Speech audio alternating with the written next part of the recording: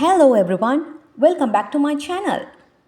Our today's lesson is about some confusing verbs. சில verbs ஒரே மாதிரியாக தோற்றம் அளித்தாலும் அவற்றோட actual meaning slightly different-ஆக இருக்கும். இங்கிலீஷினை செகண்டரி லாங்குவேஜாக கற்கக்கூடிய எங்களை போன்றவர்களுக்கு வரக்கூடிய main doubt. So now I'm going to clarify you 10 sets of confusing verbs. Let's see one by one. First one, say, tell. They seems as same. இரண்டும் ஒரே மாதிரியாக தோற்றம் அளிக்குது. Say, tell. இரண்டும் சொல் என்ற மீனிங்ல வருது. But their difference is, say என்பது நாங்கள் without a direct object use பண்ணுகிறோம். அதாவது சேக்கு பிறகு யாரிடம் நாங்கள் சொல்கிறோம், ஒரு விடயத்தை யாரிடம் சொல்கிறோம் என்று மென்ஷன் பண்ணப்பட மாட்டாது. பட் எந்த இன்ஃபர்மேஷனை கொடுக்குறோமோ அது மட்டும் சொல்லப்படுது. For example, he said he would be late. So யாரிடம் சொல்வதாக சொல்லப்படலை. only the information, he would be late. He said he would be late. She said something important. Tim said I'm happy. They said it was too late. Say hello. So இந்த மாதிரியாக சென்டென்சஸில் சே என்பது வேர்பாக நாங்கள் use பண்ணும் பொழுது no direct object. But tell இனை use பண்ணும் பொழுது there is a direct object after tell. For example, he told me he would be late. என்னிடம் சொன்னான். He told me he would be late. So he said me he would be late, which is wrong. Okay. Next one, she told the children a story. He told the children. யாரிடம் சொல்கிறோமோ அது இங்கே குறிப்பிடப்படுது. That is the direct object. Next one, he told me to wait here. Okay, he told me to wait here.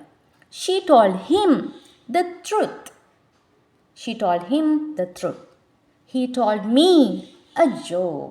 So இந்த மாதிரியாக சே என்பது நாங்கள் direct object இல்லாமலும் del என்பது டிரெக்ட் ஆப்ஜெக்டுடனும் யூஸ் பண்ணுகிறோம். Next one, here, listen. ரெண்டுமே கேட்பதோடு சம்பந்தப்பட்ட வேர்ப்ஸ். பட் ஹியர் என்பது பாசிவ் ஆக்ஷனை குறிக்குது. நாங்கள் எந்த இன்டென்ஷனும் இல்லாமல் ஜஸ்ட் அந்த சவுண்ட் எங்களோட காதை வந்தடையுது, இந்த மாதிரி விஷயத்தை சொல்லத்தான் ஹியர் யூஸ் பண்ணுவோம். I can hear the birds outside. I can hear the music from the next door. So அதுக்காக நாங்கள் எந்த எஃபோர்ட்டும் எடுக்கலை, அது பாசிவாக எங்களோட காதை வந்தடைஞ்சது. Then we use hear. Next, listen. That is active action. Okay. We are intentionally hearing that. அதை நாங்கள் கேட்குறது எங்களோட தேவையோட கவனித்து கேட்குறோம். That is listen. I am listening to the teacher. You should listen to me carefully. Understood? Next one. See, look. இவை இரண்டுமே பார்வையோடு சம்பந்தப்பட்டது. பட் see என்பது passive action. நாங்கள் இன்டென்ஷன் இல்லாமல் தானாக காண்பது. I can see the moon. I saw him on the way. Okay, நான் வழியில் வரும் பொழுது அவனை கண்டேன். ஸோ காண்பது, that is passive action. Next, look என்பது ஆக்டிவ் ஆக்ஷன். இன்டென்ஷனலி நாங்கள் பார்க்குறோம், தேவையோடு பார்க்குறோம், ஒன்றை குறிப்பிட்டு பார்க்குறோம். Then we use look. Look at the sky. வானத்தை பாருங்கள். Look at the sky. ஒரு நோக்கத்தோடு நாங்கள் பார்க்குறோம். We looked out of the window. We looked out of the window. So see is for passive actions and look is for active actions.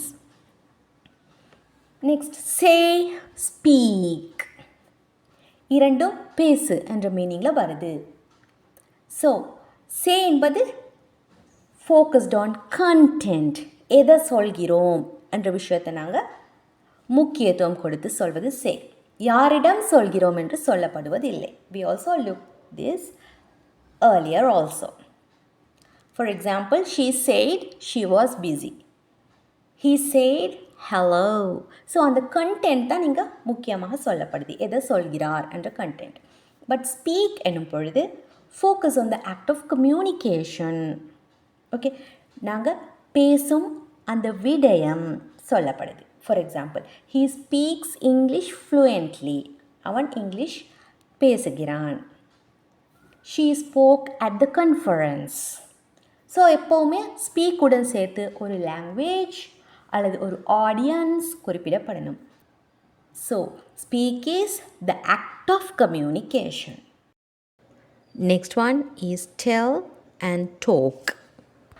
Tell is used to inform something to someone. To inform something to someone. She told me the story. He told her to wait. But talk என்பது communication between two or more people. We talked for hours. They talked about the meeting. Okay. So tell என்பது ஒருவர் ஒரு தகவலை சொல்வதை குறிக்குது. Talk என்பது இருவர் அல்லது நிறைய பேர் சேர்ந்து பேசிக்கொள்வதை குறிக்குது. They are communicating to each other. Okay. Next one. Do, make. Do is used for the general activities.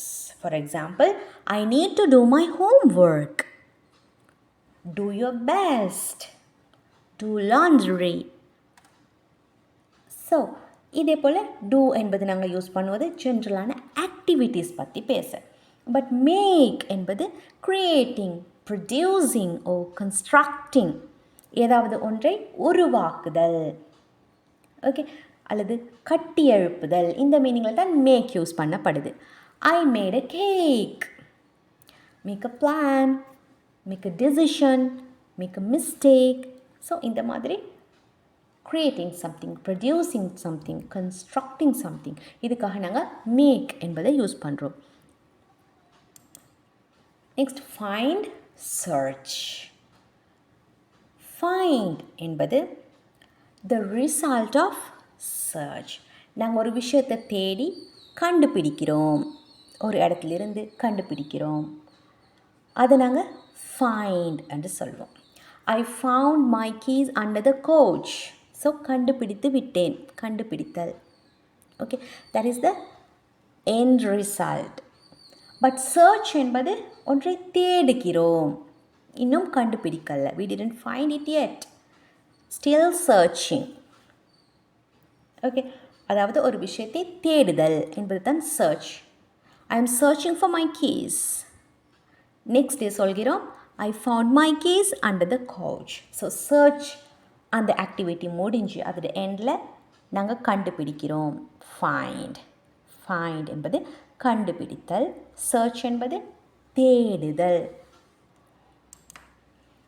Next one, find, discover. Find என்பது எங்களுக்கு தெரிந்த ஒரு விடயம், அது தொலைந்து இருந்தது. ஓகே, ஸோ நான் தேடி கண்டுபிடிக்கிறேன். That is find. I found my keys under the couch. But discover என்பது எங்களுக்கு தெரியாத ஒரு விடயம். Sometimes intentionally or unintentionally நாங்கள் ஒரு விஷயத்தை கண்டுபிடிக்கிறோம். ஓகே, ஸோ தெரியாத ஒரு விடயத்தை புதிதாக கண்டுபிடித்தல், அதுதான் டிஸ்கவர். ஃபைண்ட் என்பது தெரிந்த ஒரு விடயம், தொலைந்த விடயம், அதை கண்டுபிடிக்கிறது ஃபைண்ட். ஸோ டிஸ்கவர் என்பதற்கு example, she discovered a new hobby during the holidays. Okay, இதுக்கு முன்னாடி இல்லாத ஒன்றை அவள் கண்டுபிடித்தாள். So that is discover. So that is discover. Understood? Next one, lend, borrow. Lend என்பது ஒருத்தருக்கு கடனாக கொடுப்பது. ஓகே, கடனாக கொடுப்பது, திருப்பி எடுக்கக்கூடிய நோக்கத்தில் ஒருத்தருக்கு நாங்கள் எங்களோட ஒரு விஷயத்தை கொடுக்கிறது. I can lend you my book. I can lend you my book. But borrow என்பது கடனாக எடுப்பது. Can I borrow your pen? Okay, திருப்பி கொடுக்குற நோக்கத்தில் ஒருவரிடம் வாங்கி எடுப்பது தான் borrow. லெண்ட் என்பது இன்னொருவருக்கு கொடுப்பது, கடனாக கொடுப்பது. So, I think that you have got all these confusing verbs. Now, you can make your own sentences and you can use these verbs in your conversations without making mistakes. Use them properly on the places. Let's meet with a new session. Until that, take care.